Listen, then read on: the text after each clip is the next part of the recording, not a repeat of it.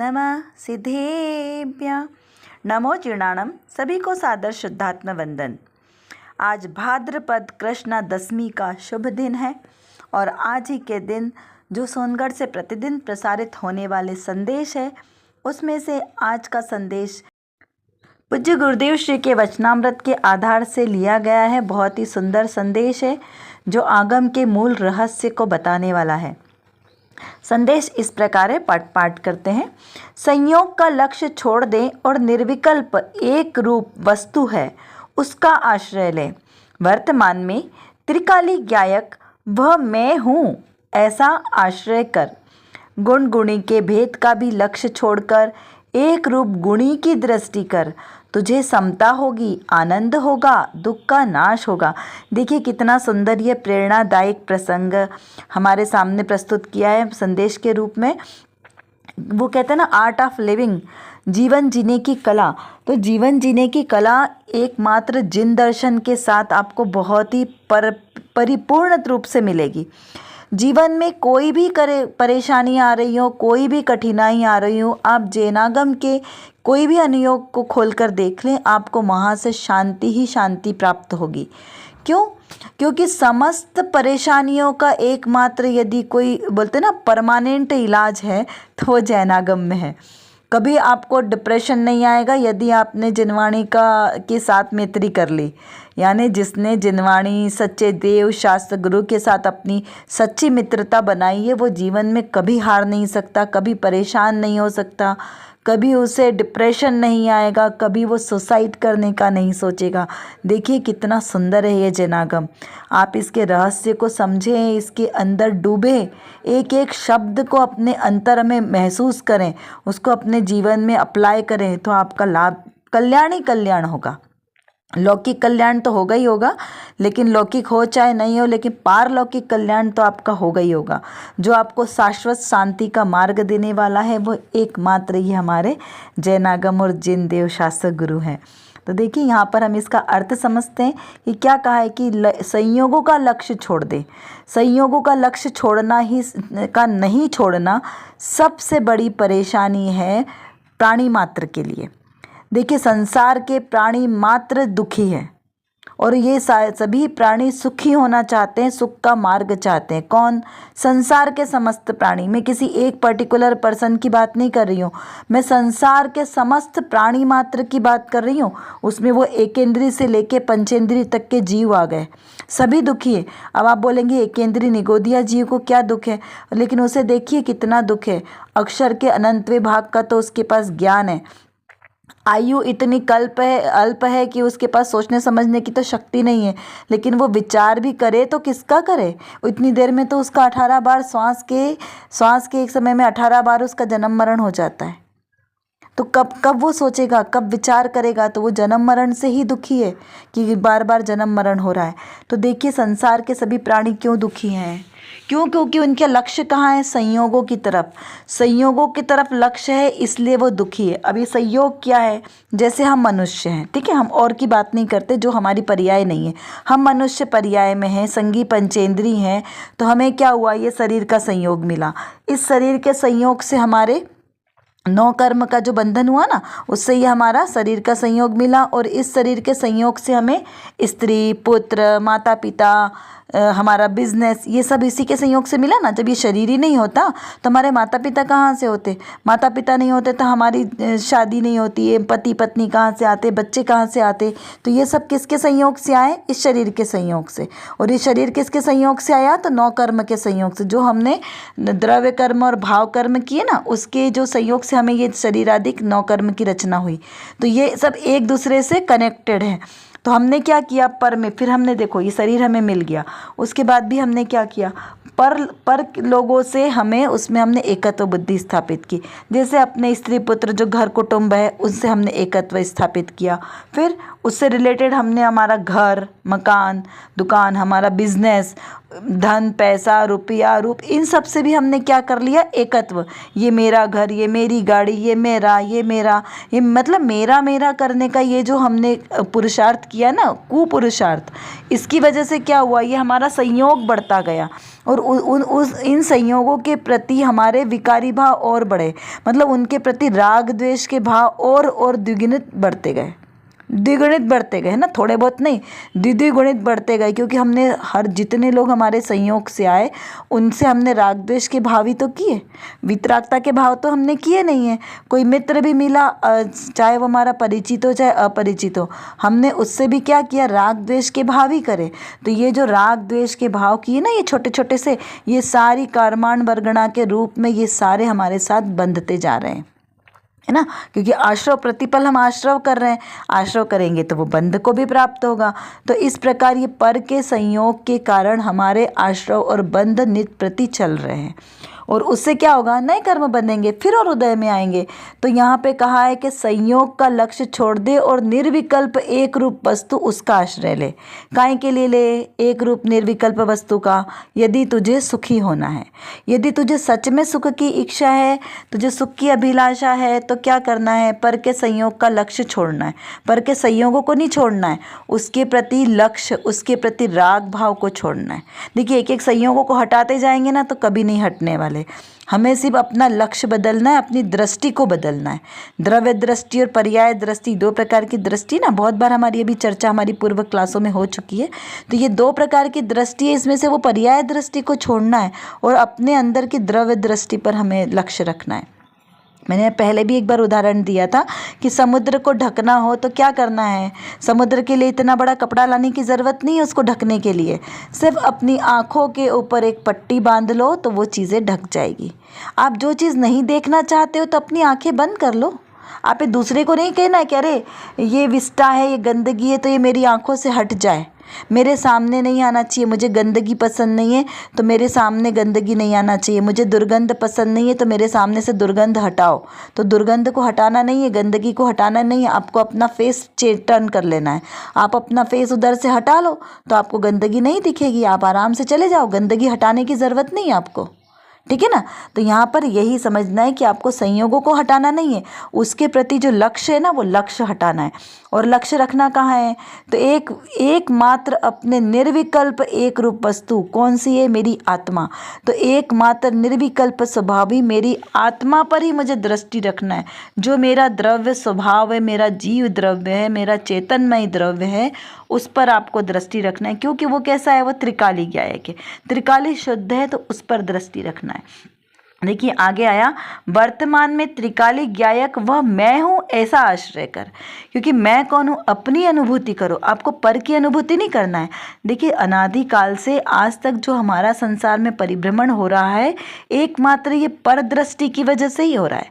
क्योंकि हमने क्या करा, अपने जो त्रिकाली ज्ञायक स्वभाव है, जो मैं हूँ, उसे तो आपने लक्ष्य में लिया नहीं, लेकिन पर को लक्ष्य बनाया, पर के ऊपर दृष्टि रखी, इसलिए हमारा संसार का परिभ्रमण चल रहा है। तो यदि अब हमें सुखी होना है तो हमें ये पर से दृष्टि हटाकर एकमात्र मेरे शुद्ध जो ज्ञायक त्रिकाली स्वभाव जो मैं आत्मा हूँ उस पर ही लक्ष्य रखना है। और फिर क्या करना है, तो गुण गुणी के भेद का भी लक्ष्य छोड़कर एक रूप दृष्टि, गुण की दृष्टि कर। क्या कहा, अब यहाँ पे क्या कहा कि गुण गुणी का, देखिए हमारे आत्मा के साथ भी बहुत सारे संबंध जुड़े हैं। जैसे आत्मा का इस शरीर के साथ एक क्षेत्रावगा संबंध जुड़ा है, आत्मा के गुणों के साथ गुण और गुणी का संबंध जुड़ा हुआ है। ऐसे बहुत सारे हमारे साथ में संबंध, निमित्त नैमित्तिक संबंध, बहुत सारे संबंध है जो हमारे इसी क्षेत्र में है। बाहर की तो हमें चलो दृष्टि हटाती, लेकिन इस हमारा ही जो द्रव्य क्षेत्र काल भाव है, यहाँ पर हमें कैसे अलग रखना है। तो हमें अपना स्वद्रव्य पर द्रव्य, स्वक्षेत्र पर क्षेत्र, स्वकाल पर काल, इस पर हमारे द्रव्य क्षेत्र काल और भाव, स्वभाव और परभाव, इस प्रकार हमें एवरी टाइम ऐसा भेद ज्ञान करना है कि स्व क्या है, पर क्या है, स्व क्या है, पर क्या है।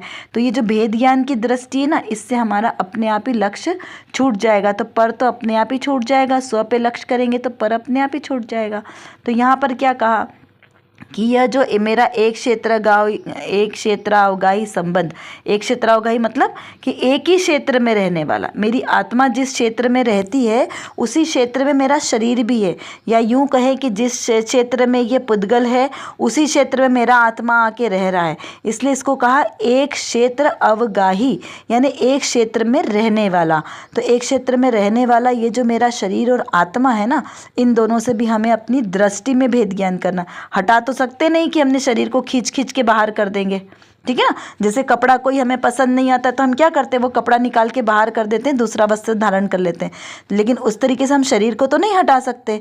तो उसके लिए हमें क्या करना है, हमारी दृष्टि में इसको भिन्न जानना है, दृष्टि में उससे हमें भिन्नता लाना है कि ये शरीर मेरा नहीं है, मेरा एकमात्र आत्मा है। अब गुण और गुणी का भेद कैसे करेंगे, अरे मेरा तो आत्मा जो है द्रव्य स्वभाव ये गुणों से परिपूर्ण है, अनंत गुणों से परिपूर्ण है ना। तो यहाँ पे हमें कैसे करना है कि ये जो अनंत गुणात्मक द्रव्य है वह मैं हूँ, कौन सा शक्तिशाली ज्ञायक शुद्ध वाला गुण जो है वो मैं हूँ, लेकिन ये शरीर का गोरापन, कालापन, लंबा मोटा दुबला, ये सब गुण किसके हैं, ये शरीर के हैं, तो ये मेरे नहीं है। तो यहाँ पर हमें ऐसे गुण और गुणी का भेद भी रखना है कि जो मेरा आत्मा है वो तो कैसा है, त्रिकाली गुण स्वभावी है, मेरे ही आत्मा के गुण मेरे ही आत्मा में है, आत्मा से लेके बाहर कहीं जाते नहीं, और जो शरीर का गुण है वो मेरी आत्मा में प्रवेश करता नहीं, उससे हमेशा भिन्न हूँ मैं।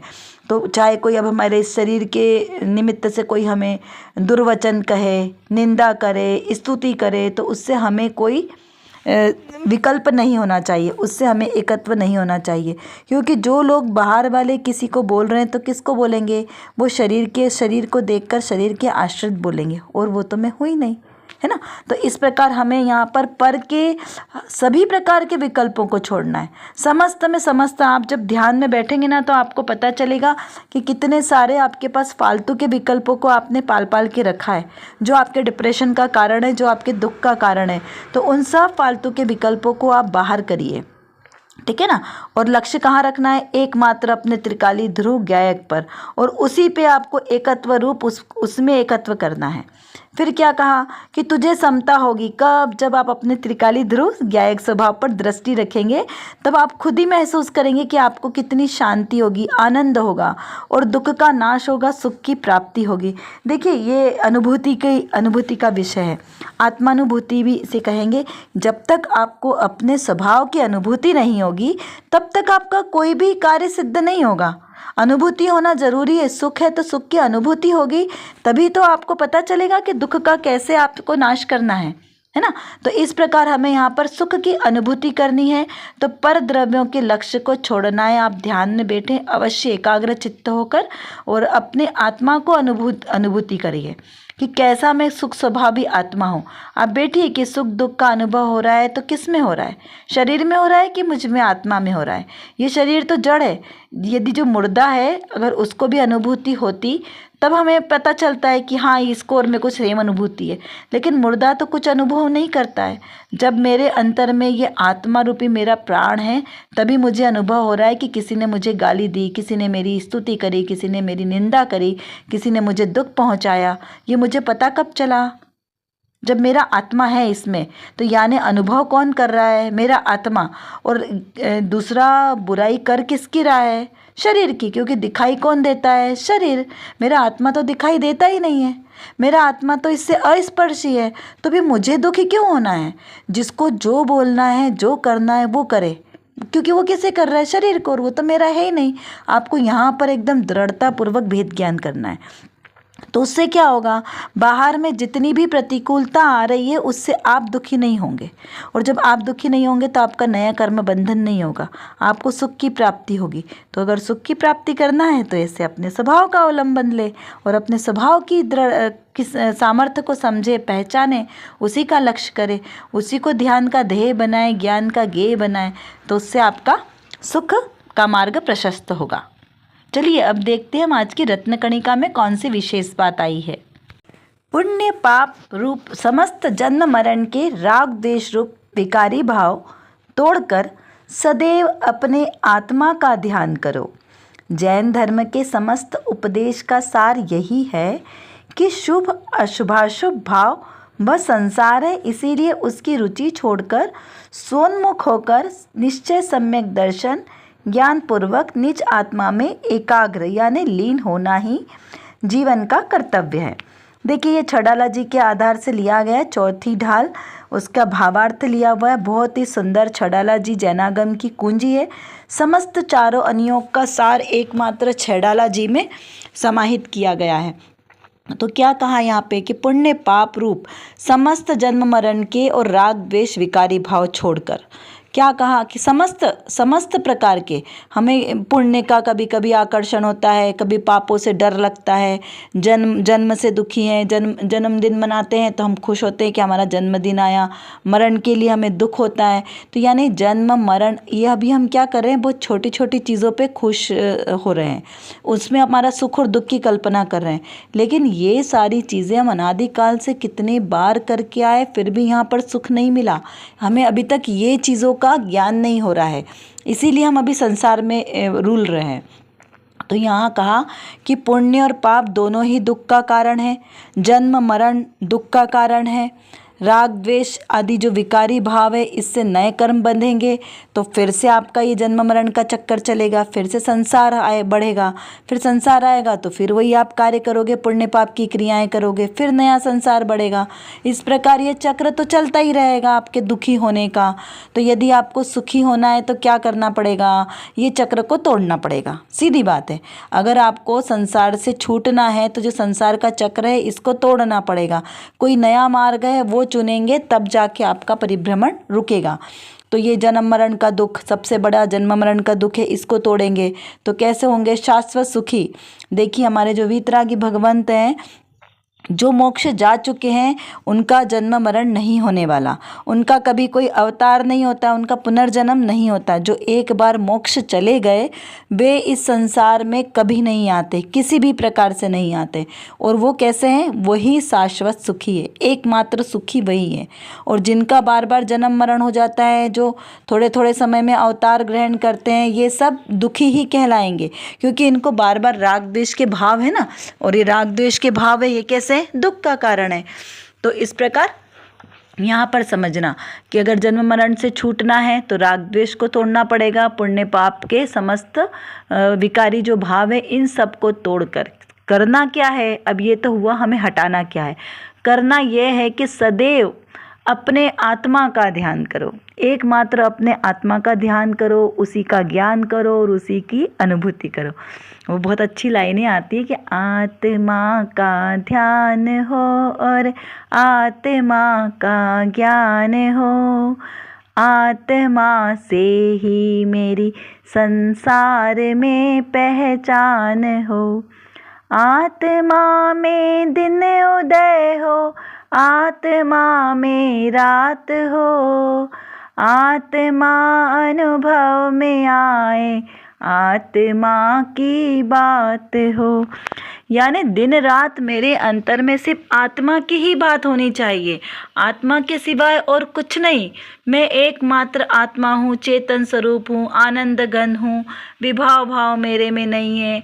इस प्रकार भेद ज्ञान करते हुए हमें क्या करना है, स्वानुभूति करना है, अपनी अनुभूति करना है। तो यहाँ पर क्या कहा कि जैन धर्म के समस्त उपदेश का सार भी यही है। पूरे चारों अनुयोग, प्रथमानुयोग, कर्णानुयोग, चरणानुयोग, द्रव्यानुयोग, चारों प्रकार के अनुयोग लिखे हैं और चारों ही कार्यकारी है, चारों ही हमें पढ़ने के लिए, उसका श्रद्धान करने के योग्य हैं। क्योंकि चारों में बात काहे की कही है, एकमात्र वीतरागता के पोषण की बात कही है कि जिस जीव को जिधर रुचि हो वो उस अनुयोग को पढ़ाई करे, ज्ञान करे और अपने आत्मा को आत्मा में ही स्थिर करे। इस प्रकार वीतरागता को धारण करे और अपना भवभ्रमण का नाश करे। इस प्रकार का उपदेश समस्त जैनागम में दिया है। फिर क्या कहा, शुभाशुभ भाव व संसार है, इसलिए उसकी रुचि छोड़कर स्वन्मुख होकर निश्चय सम्यक दर्शन ज्ञान पूर्वक निज आत्म स्वरूप में एकाग्र होना है। काय के लिए, देखो शुभ और अशुभ, यहाँ दो शब्द हैं, शुभाशुभ, शुभ और अशुभ, तो दोनों ही भाव कैसे हैं, संसार का कारण है। ठीक है ना, इस पे हमने पहले भी बहुत चर्चा कर चुकी है कि एक लोह की बेड़ी है, एक सोने की बेड़ी है, लेकिन दोनों ही बंधन का कारण है। तो इस प्रकार ये दोनों ही भाव कैसे हैं, संसार का कारण है। और हमें संसार नहीं चाहिए तो इसकी रुचि हमें छोड़नी पड़ेगी। तो इसकी रुचि छोड़ेंगे, हटाएंगे यहाँ से रुचि, तो क्या करना है, स्वसन्मुख होना है। स्वसन्मुख यानी अपनी आत्मा के पास, स्व यानी आत्मा और सन्मुख यानी उसके पास रहना, तो अपनी ही आत्मा के पास रहना है। तो क्या है ये, निश्चय सम्यक दर्शन। निश्चय सम्यक दर्शन, देखिए अभी यहाँ बात आई निश्चय सम्यक दर्शन, तो दो प्रकार के सम्यक दर्शन है, निश्चय सम्यक दर्शन और व्यवहार सम्यक दर्शन। ऐसा कहने में आता है तो एकमात्र निश्चय ही, सम्यक दर्शन निश्चय ही होता है, मोक्ष मार्ग एक ही होता है, दो प्रकार का नहीं होता है। लेकिन कथन पद्धति में आता है कि जो सच्चे देव शास्त्र गुरु का श्रद्धान करते हैं, वीतरागता का, धर्म का श्रद्धान करते हैं, तो वो निश्चय व्यवहार से सम्यक दर्शन कहलाया, और निज शुद्धात्मा का ही अवलंबन लिया तो वह निश्चय सम्यक दर्शन कहलाया, और उसका ज्ञान तो वो सम्यक ज्ञान, निश्चय सम्यक ज्ञान। तो इसी प्रकार अपने आत्मा का श्रद्धान करना, उसका ज्ञान करना और उसमें आत्मस्वरूप में एकाग्रता करना, लीनता होना, यानी सम्यक चारित्र हुआ। इस प्रकार से जब जीव अपने स्वरत्नत्रय को धारण करता है तो वह कैसा होता है, शाश्वत सुखी होता है। और यही एकमात्र जीव का कर्तव्य कहा है, क्योंकि सुखी होना जीव का कर्तव्य ना, इसलिए एकमात्र करने वाला अगर कोई कार्य है तो एकमात्र अपनी आत्मानुभूति करना है। ठीक है, देखिए यह विषय जितना आवश्यक है उतना ही गंभीर और सूक्ष्म है। हम पढ़ लेते हैं, समझ लेते हैं, लेकिन इसको अनुभव में लाना थोड़ा सा पुरुषार्थ की ज़रूरत पड़ रहेगी इसमें। इस पर हम जितनी चर्चा करें उतनी कम है, और बहुत आनंद आता है इस प्रकार अपने आत्मा की चर्चा करने में। तो अभी हमारा क्लास का समय यहाँ पर भी पूर्ण होने वाला है, इसीलिए अभी हम इस विषय को यहीं पर विराम देते हैं। कल हम और नए विषय को लेकर आपके सामने प्रस्तुत होंगे। तब तक आपको करने योग्य कार्य क्या है, ये एकमात्र पर द्रव्यों से अपनी दृष्टि हटाना और अपनी दृष्टि को स्वमुख करना, सबसे बड़ा यही एक बहुत छोटा कार्य है। देखिए हमें अपनी पहचान करना हो तो क्या मुश्किल कार्य है, नहीं। क्योंकि अगर कोई मुझे बोले कि मुझे अपनी तारीफ़ करना है या अपने बारे में कुछ बोलना है, तो उसमें क्या बुराई है, क्या कठिन काम है, क्योंकि मुझे अपने ही बारे में बोलना है ना। दूसरे के बारे में तो हम सही भी बोल सकते हैं, गलत भी बोल सकते हैं, क्योंकि हम किसी को पूरा नहीं जान सकते। लेकिन अपने बारे में, अपना घर ढूंढने में हमें क्या तकलीफ़ है। ये इतना सहज कार्य है जो हमने आज तक नहीं किया, इसलिए हमें बड़ा कठिन लगता है। तो अब हमें इसी सहज कार्य को और सहज बनाना है, अपने अंतर में ही बार बार चिंतन मनन करना, यही आपका आज का होमवर्क भी है। आप पूरे दिन भर के सारे क्रियाकलाप को आज चिंतन में लाएं, और जितने पर द्रव्य हैं, जो जो आपकी दृष्टि के विषय बन रहे, उन सब से अपनी दृष्टि को हटाने का प्रयास करें, यही आपके लिए सर्वोत्तम कार्य है। तो चलिए इसी के साथ हम अपने इस कार्य में सफल हों और दृष्टि को अपनी सन्मुख करें, स्वसन्मुख दृष्टि कर पाएँ, इसी भावना के साथ आप सभी को सादर जय जिनेंद्र।